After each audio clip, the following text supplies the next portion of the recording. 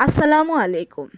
চলে এলাম আরও একটা মজাদার রেসিপি নিয়ে। আর আজকে আমি আপনাদের সাথে শেয়ার করব গরুর মাংসের আচারের রেসিপি।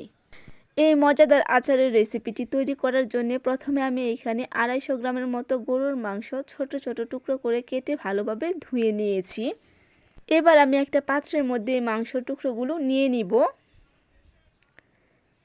এর মধ্যে দিয়ে দিব হাফ চামচ পরিমাণ মরিচের গুঁড়া,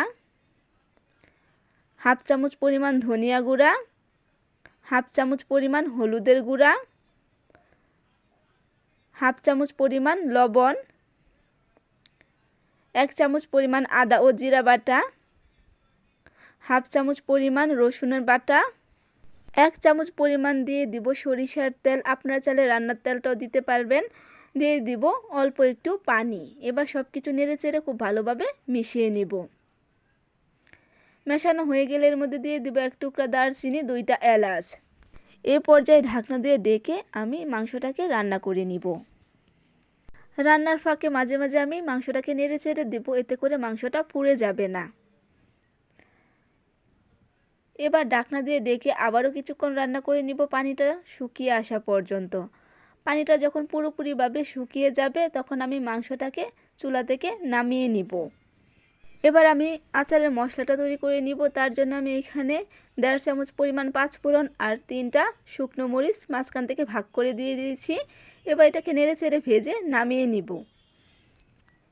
এবার চুলায় একটা পাত্র বসিয়ে এর মধ্যে দিয়ে দিব হাফ কাপ পরিমাণ সরিষার তেল, আর দিয়ে দিব আস্ত কয়েক কোয়া রসুন, 2টা শুকনো মরিচ, 1টা তেজপাতা, 1 টুকরা দারচিনি, 2টা এলাচ। এবার এগুলোকে নেড়ে চেড়ে কিছুক্ষণ ভেজে নিব। রসুনটা যখন কিছুটা ভাজা হয়ে যাবে তখন এর মধ্যে দিয়ে দিব হাফ চামচ পরিমাণ বাটা রসুন। এবার এগুলোকে আরও কিছুক্ষণ ভেজে নিব। ভাজা হয়ে গেলে দিয়ে দিব হাফ চামচ পরিমাণ মরিচের গুঁড়া, হাফ চামচ পরিমাণ হলুদের গুঁড়া, হাফ চামচ পরিমাণ ভাজা জিরার গুঁড়া। এবার সবগুলো মশলা একসাথে নেড়ে চেড়ে কিছুক্ষণ ভেজে নিব। মশলাগুলো ভাজা হয়ে গেলে এর মধ্যে দিয়ে দিব 1 চামচ পরিমাণ তেঁতুলের কাঁদ, আর দিয়ে দিব আগে থেকে রান্না করে রাখা মাংসের টুকরোগুলো। এবার মশলার সাথে মাংসটাকে খুব ভালোভাবে নেড়ে চেড়ে মিশিয়ে নিব। মেশানো হয়ে গেলে এর মধ্যে দিয়ে দিব আগে থেকে তৈরি করে রাখা মশলা, যেটা আমি ভেজে নামিয়ে রেখেছিলাম।